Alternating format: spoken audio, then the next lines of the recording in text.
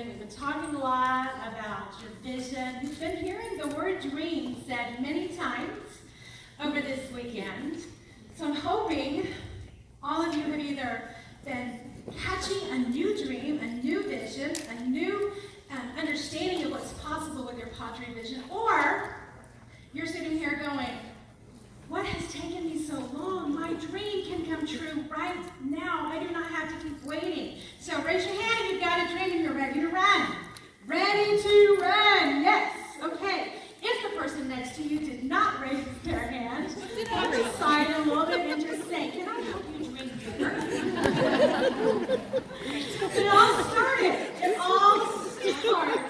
with the light of a single dream. We've heard many people speak this weekend on how they had a vision for what they wanted to accomplish. And it was that vision that drove them to keep trying, to keep going, to keep persevering.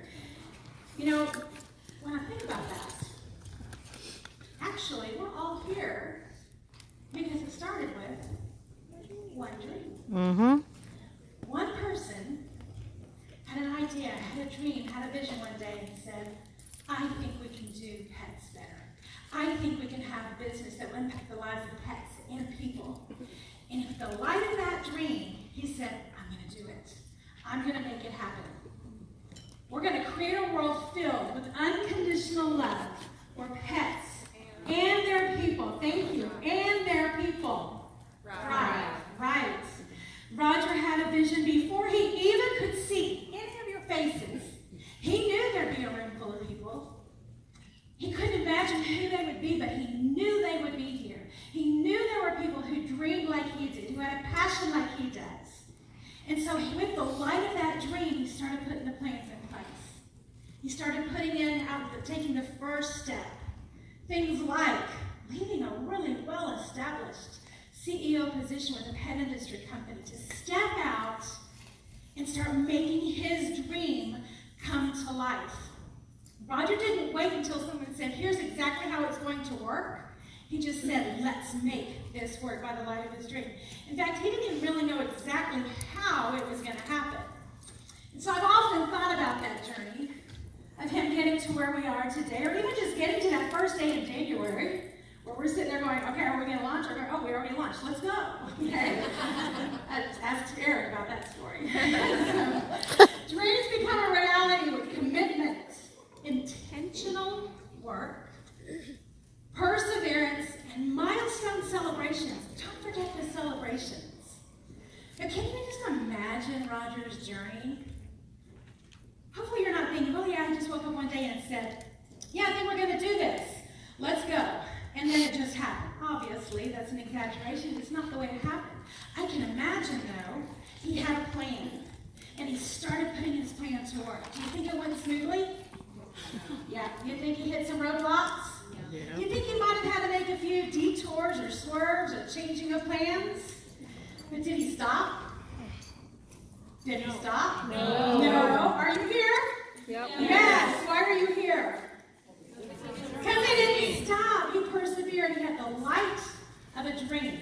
And he was going to make it happen. Wouldn't you love to corner Roger and just ask him about that journey? Now, what happened? How did you think of it? What were some of the first things you came across? What were some obstacles that you had? Did you always see it was going to be? Wouldn't it be fun to ask him those kinds of questions? Yeah. Would it be fun? Yes. Yeah. Should I ask him those questions? Yes, please. Roger, would you be willing to come out and answer a few questions for us?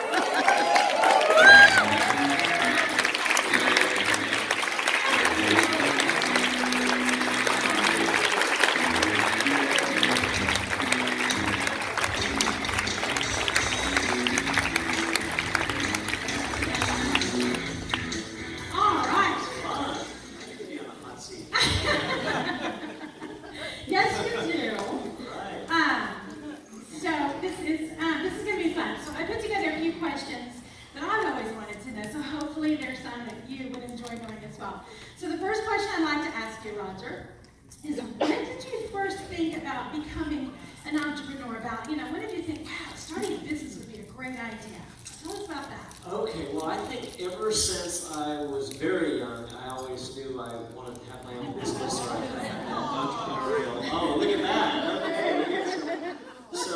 me on the left with my one and only cowboy hat I've owned.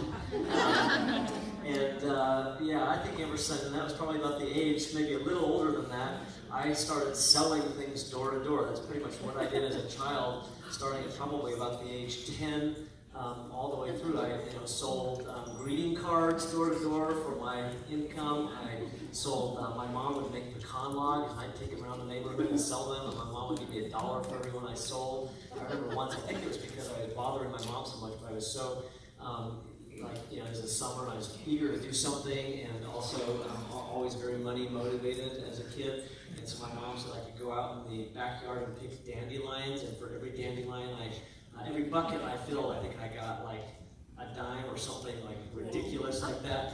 So I remember I was out there, and I've improved since then. My integrity is higher. And I remember at the time picking dandelions, going, this is going to take forever to get a dime. So I filled up the bucket with dirt and put a few dandelions. Scoop the dirt, dandelions on the top. Like, there's a dime, Mom. I got to go get another one. So, but always was kind of doing things entrepreneurial. And then when I was 12, I had a neighbor knock on the door and say, we lived down the street, and they knew we had several boys, and said, would one of your boys want to mow my lawn, because I have allergies, can't do it myself. And so I said, I'll do it. So I mowed his lawn, and next thing you know, I had another neighbor ask if I could do their lawn, and then I got, I think I had 5 jobs I was doing weekly, and then I turned 16, and my dad had a truck, and so I put the lawnmower in the truck and drove to the rich part of the neighborhood and looked for lawns that needed to be mowed and knocked on their door, and eventually built a lawn business that put me all the way through high school, all the way through college.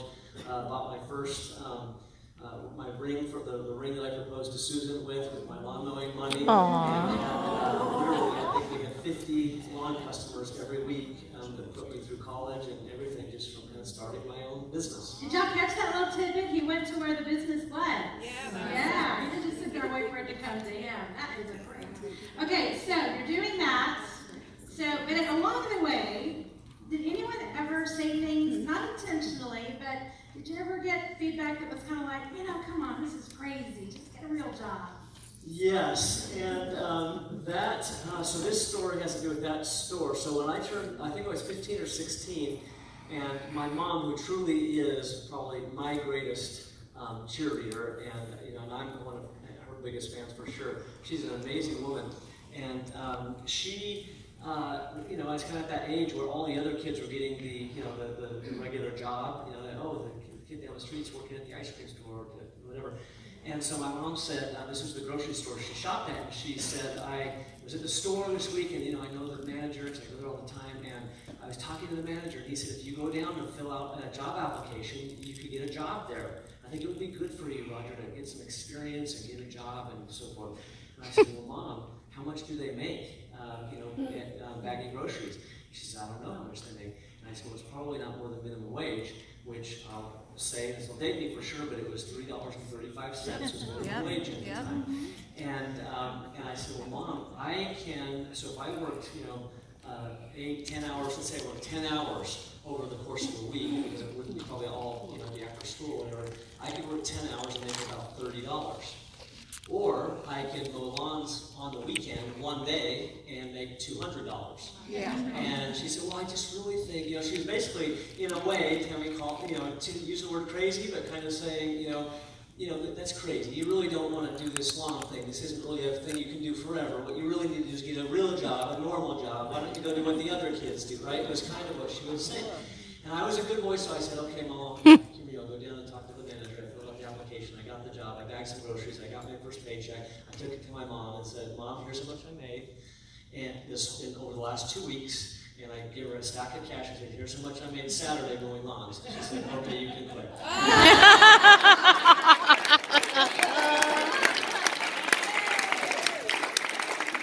And there is proof that this works. Proof that this works, right? Okay, so Roger, were you 4 or 5 when you had a vision of pottery, or how did your vision progress?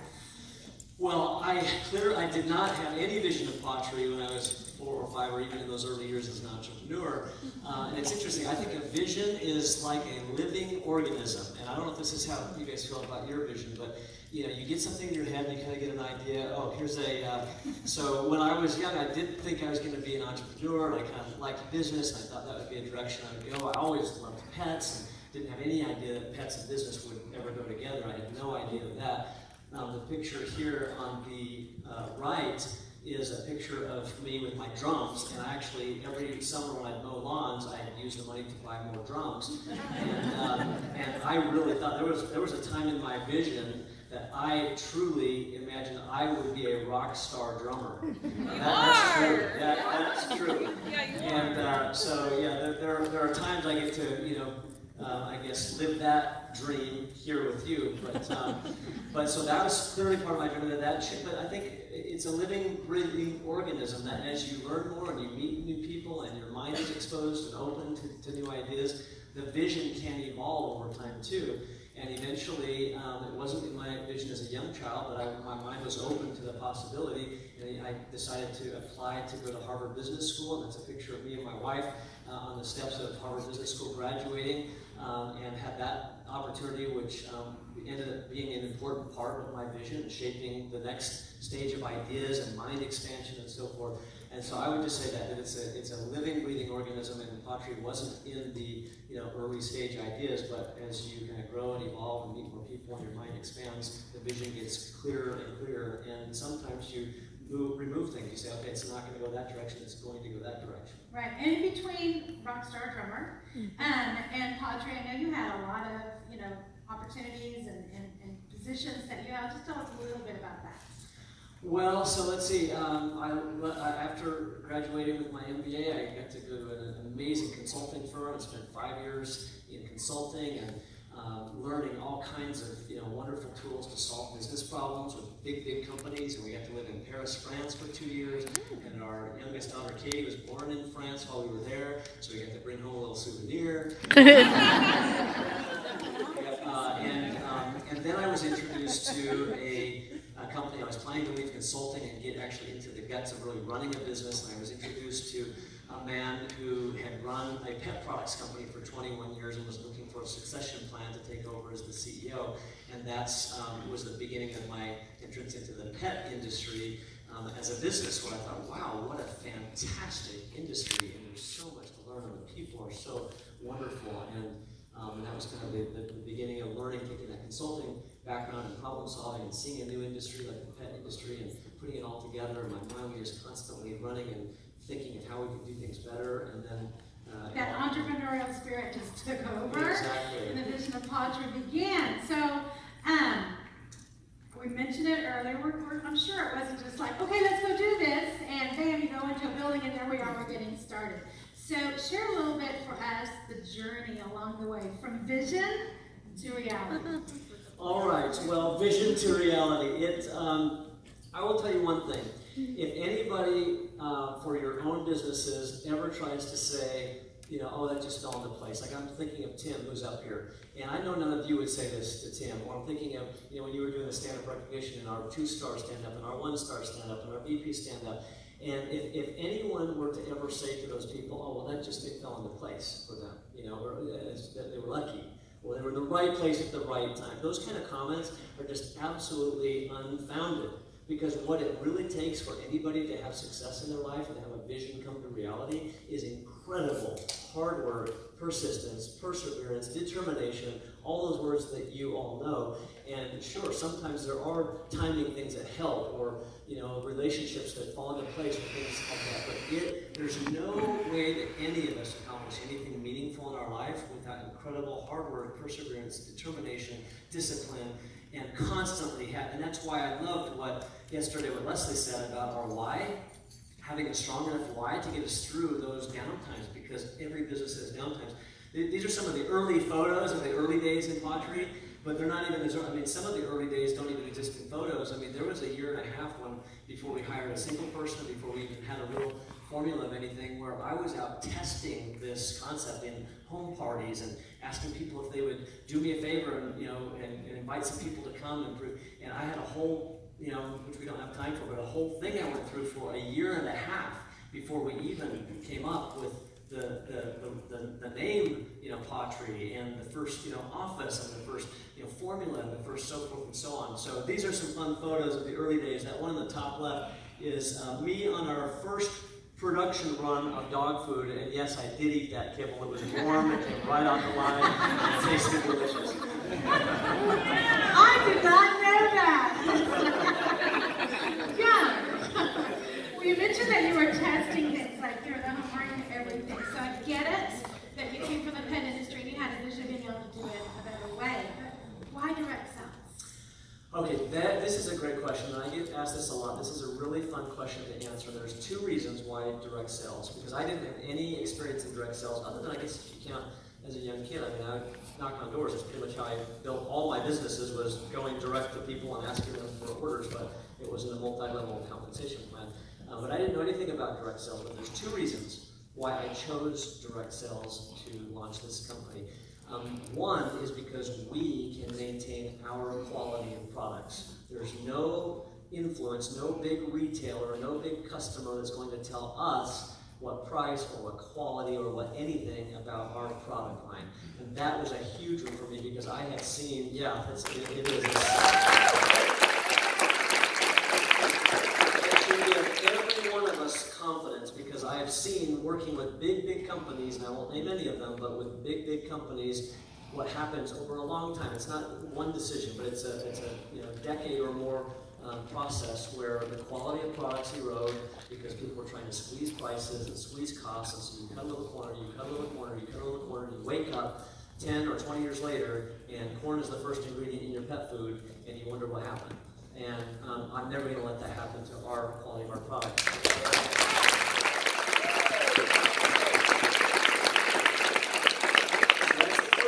So that we can maintain our control of our quality. And the reason I say that is, if you think about it, there's no one customer that can call the shots, right? No one customer, like in other businesses where a big customer can say, well, if we don't do it this way, we're going to get somebody else. And in our business, we care and we love every one of our customers. We don't want any of them to ever leave. But if they did, they can't hold the whole company over our head. If somebody says, well, if you don't make this formula a different way or reduce the price a certain way by cutting costs, then I'm not going to buy it. Well, we're really sorry that that's your choice, but we're going to keep moving on with our vision, and we're not going to let that stop us.